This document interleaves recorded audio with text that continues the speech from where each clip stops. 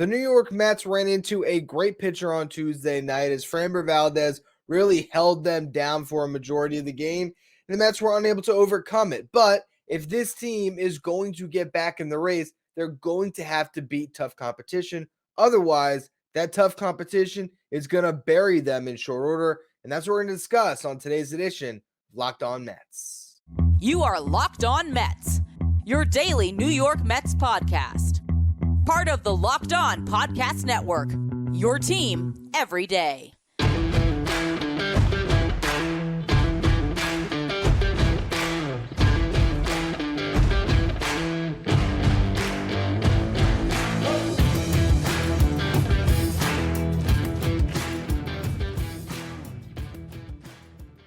Hello to all you amazing Mets fans. You're watching Locked On Mets, part of the Locked On Podcast Network, your team every day. I'm your host, Ryan Finkelstein. If you want to find any of my work, follow me on Twitter at FinkelsteinRyan. You can also find some of my writing at justbaseball.com, where I work as the managing editor.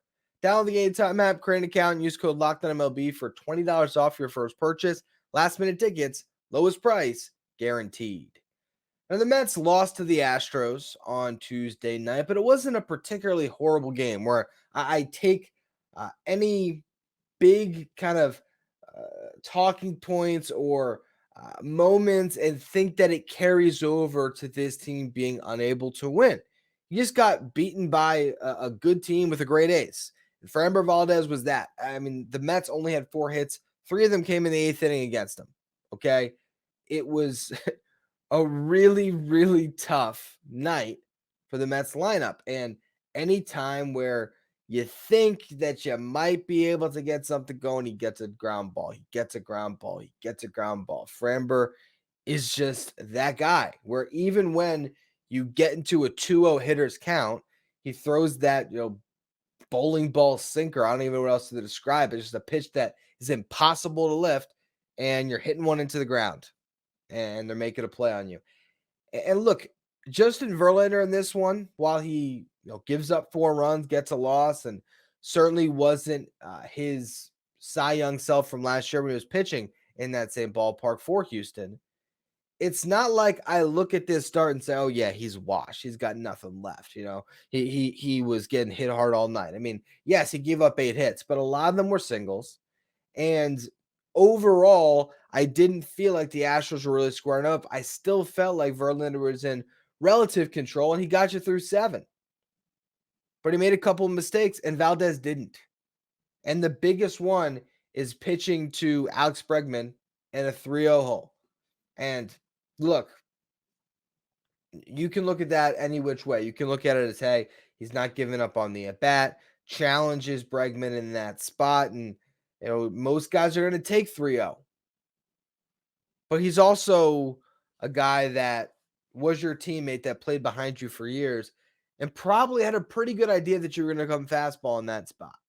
And you look at the inning as a whole, he gives up a leadoff double, gets a pop-up. Martin Maldonado got a base hit, put runners at the corners, sacrifice fly from Altuve. So you're sitting there, a slow runner on first base, a guy that in Maldonado, you can walk Bregman, give up a base hit, and still potentially not be in trouble going up against Kyle Tucker. And Kyle Tucker's a good hitter.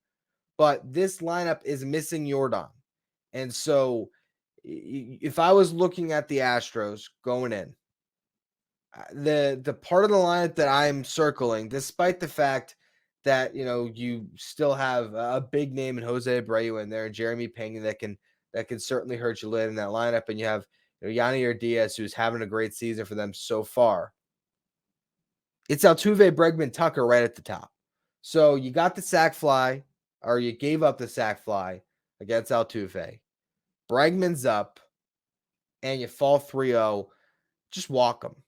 But look, he tries to get a strike over and then hope that he can get back into the at-bat. Well, Bregman's swinging 3-0. He pulls it, had a lot of plate, took an outside pitch, but knew it was a fastball, covered it, puts in the seats. All of a sudden, you're down 3-0. And with the way Framber was pitching, it felt like a death nail. It was like, that's it. That's probably game. And it was game.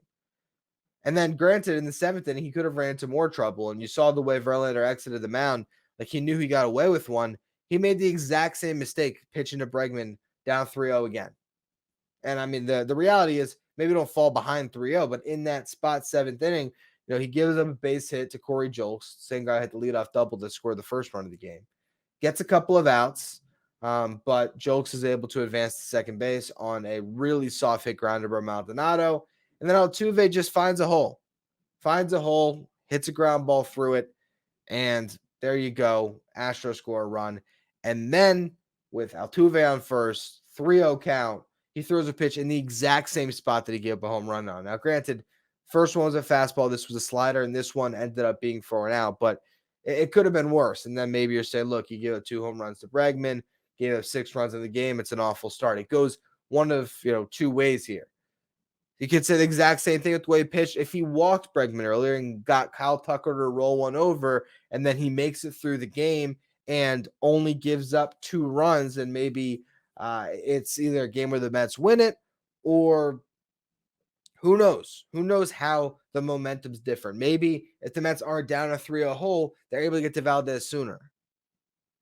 But it's a loss nonetheless. And because you had Tyler McGill going up against Christian Javier and you're in a complete deficit in the final pitching matchup, you're not feeling good right now about being able to win this series. And then that's just another series loss in a season of losing series.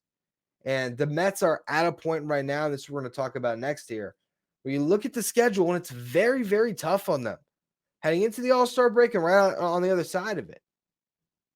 And you might be in such an insurmountable hole that you're selling off whatever you can to begin to piece together a new team for next season at the deadline. And that's not what we expected at all. And it's still not something that I would anticipate, because I don't know, what you're going to get for a Tommy Pham, Mark Canha, Eduardo Escobar at the deadline. I mean, what's it going to really be? Nothing that's going to change your farm system. So the Mets are stuck in a really weird spot, and all you can do is try to play your way out of it and get back into this race.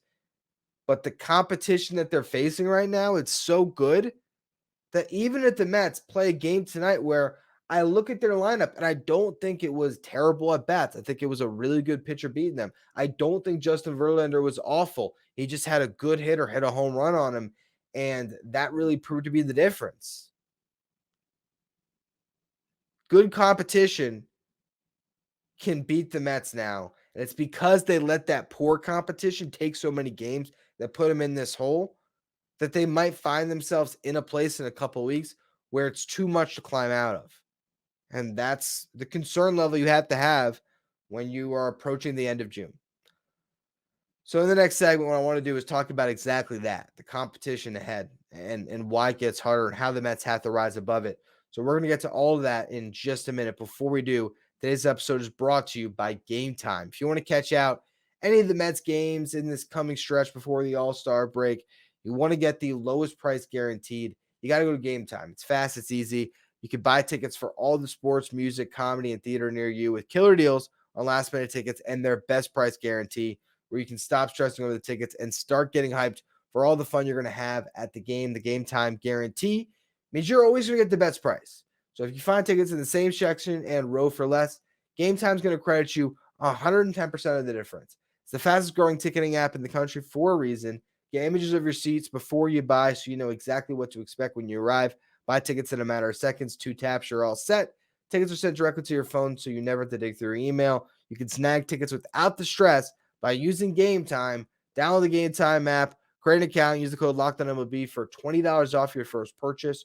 Terms apply. Again, create an account, redeem the code LOCKEDONMLB for $20 off. Download Game Time today. Last minute tickets, lowest price, guaranteed. The New York Mets play the Houston Astros at 2:10 Eastern Time today. Catch every pitch of the Mets' hometown broadcast with SiriusXM on the SXM app. Just search Mets. Now, I'm not usually one for schedule talk and counting wins and losses because it's usually a foolish game. You might think that the Mets playing a bunch of bottom dwellers is going to lead to a great run of success, and the Mets play terrible, and then they're facing the best of competition. They play up to it, and they dig themselves out of a hole. That's what you're hoping for here. But I do think it's interesting to note, as we're getting close to the All-Star break and you have a team that's pretty much set, until they get Jose Quintana back, which isn't likely until maybe just before the break, you got your 5-man rotation pretty much locked in stone. You're going to have Verlander, Scherzer, Senga, Carrasco, McGill. Your lineup now seems like it's set. They've obviously started to play Tommy Pham more. You got Daniel Vogelbach back in the mix as the primary DH against right-handed pitching. Alonso's off the IL. Your everyday players with Alonso, McNeil, Lindor, Nimmo, Baty to a certain extent, maybe getting a day off against a lefty as he did in this one. Split between Alvarez and Narvaez. Like the team, there's not too much to dispute about the construction of their roster over this stretch, and they have enough to win. They certainly have enough to win. They just have to put it together and play better baseball and start to win series. But a lot of tough teams. Again, this final game of this series, McGill versus Javier, I wouldn't bet on the Mets on that one. Maybe because baseball's random, they pull it out, and that would be a real character-building moment for this team, but that's not a given, and it's not even likely. Thursday are off, then you got a weekend series in Philadelphia against a Phillies team that got hot in June last year and is certainly hot in June again. And I'm trying to think, maybe you get Scherzer on Sunday, right? Probably going to be Senga, Carrasco. Not exactly sure of the order. I think it's Senga then Carrasco. Don't quote me on that one. And maybe you got Scherzer on Sunday, but still, tough series, right? You go home. You face the Brewers for a 4-game set. Now, the Brewers aren't playing great baseball right now. Maybe that's a team that you can beat, but they also beat you really good earlier in the year, and the Mets aren't a team you can count anything as a victory. Then you got the Giants, who have been hot, coming into town after that, and you got J.D. Davis and Michael Conforto playing at Citi Field, which I imagine is going to result in a lot of anguish for Mets fans. Then you go to Arizona facing what's been maybe the best story of the National League this year, and you close it out with 3 in San Diego, which I believe was pretty similar to where we were at last year. I think they came out of the break and went to San Diego, and that's where we saw Daniel Vogelbach in the lineup for the first time. And I think the Mets got beaten really bad in the first 2 games, and we were starting to have these questions about them. And then they won the 3rd game of that series and kind of went on a little bit of a run after that. And maybe the Mets have that run in them. But that's a lot of good teams you're playing. And not that the Padres are a great team, but they got a lot of talent. Now, go beyond the break. Your first series out of it is against the Dodgers at home. Now, if you really want to expand beyond that, yes, you're going to get the White Sox on the schedule, the Red Sox. There is a little one against the Yankees, the Nationals, the Royals. You're going to play bad teams again, and obviously you want to beat up on those bad teams. But the point is, in this run here, where you're facing the Astros one more time, the Phillies, the Brewers, the Giants, and then you go for a really tough road trip before the All-Star break. If the Mets lose this series, lose the series against the Phillies, split the series against the Brewers, lose the series against the Giants, lose the series against the Diamondbacks, lose the series against the Padres, and they just keep on losing series, they're going to be in such a big hole by the time you get to the All-Star break that we're going to be talking about the one, representative the Mets got, whether it's David Robertson or Brandon Nimmo, and a long, long second half ahead. So the Mets had to rise above it and beat great competition. And a good starting point would be to find a way to beat the Houston Astros on Wednesday and carry that into an off day. And who knows? The Mets have traditionally the past 2 years owned the Phillies. Maybe that is something that can happen where between the sweep of the Phillies and this other series against the Phillies, you had a bunch of weeks of awful play, and then maybe you reset against the Phillies and you charge forward. But man, it certainly is feeling like a very, very long season's ahead of us. And the only thing that can happen is this team can play better and change that narrative. It's going to be up to these guys to do it. I want to spend the final segment today looking at Brett Baty a little bit because I do think he is a guy that could move the needle for this team, but he's also someone that doesn't feel like he has gotten that comfort level that he had in spring training and that he had in AAA, maybe that first week with the Mets, and they need him to figure it out. Otherwise, you start to have a glaring hole at third base as well. So I'm going to get to all that in just a minute. First, another word from our sponsors. The New York Mets play one last game in Houston at 2:10 Eastern Time today. Catch every pitch of the Mets' hometown broadcast with SiriusXM on the SXM app. Just search Mets. Now, Brett Baty has played exactly 50 games for the Mets this season. He's hitting 241, 317 on base, 355 slugging. That is good for a 672 OPS. He has a 92 weighted runs created plus that measures hitters based on a league average of 100. So he has been 8% worse than your league average hitter. Now, he's been worth half a win. The defense has graded out good, so that's been one positive for Baty. But here's a guy that last season in Double-A had a 160 weighted runs created plus. He hit 312. He got on base at a 406 clip. He was amazing in Double last year. In Triple-A this year was 9 games. He hit 400 to force his way up to the big league roster. Right now, I mean, you look at the walk rate, the strikeout rate, nothing that really jumps out. He's walking 9.7% of the time. Granted, that is a tick below the 11.5 rate that he had last season. Was 11.7, and obviously a AAA this year was 16.7. It was a crazy stretch in a 9-game sample, but the walks are down a little bit, but nothing that would really concern me. Now, the strikeouts are at 24.2%. That's not necessarily bad either. I mean, last year in Double-A, it was at 24.9%. The thing that really has me worried is the lack of power. His isolated power in Double-A last year was 232. This year it's 114, the big league club. He hit 19 home runs in 89 games. He has 450 with the Mets. So what's going on here? Well, look, when Brett Baty was a great prospect in 2021, there was one big thing that everyone pointed to: hitting the ball on the ground. In high A, he had 7 home runs. In Double-A, he had 5 home runs, 12 home runs on the year in a 91-game sample. Still hit for a high average in both spots, still got on base at a good clip, but the slug was a concern because of that propensity to hammer the ball into the ground. And even now, as we've seen him start to break out of it a little bit and get some hits lately, it's been hits on the ground. And you wonder if he's pressing and falling back into, okay, this is what works for me. I can shoot some ground balls through some holes, get some hits, and buy time and get myself right and raise that batting average. But he's not driving and impacting the baseball. He's not impacting winning by doing that. Last year in Double-A, Brett Baty hit the ball on the ground only 42.6% of the time. The year prior was 61.2% of the time. A drastic cut in ground ball rate at that level that prompted the promotion to the Mets. Small sample size in AAA in the big leagues, the ground ball percentage was over 50%, but you still looked at the larger sample of Double-A and thought, okay, this is something to build on. Now, you look at the fly balls last year in Double-A, hit the ball in the air 30.8% of the time, hit the ball on a line 26.6% of the time.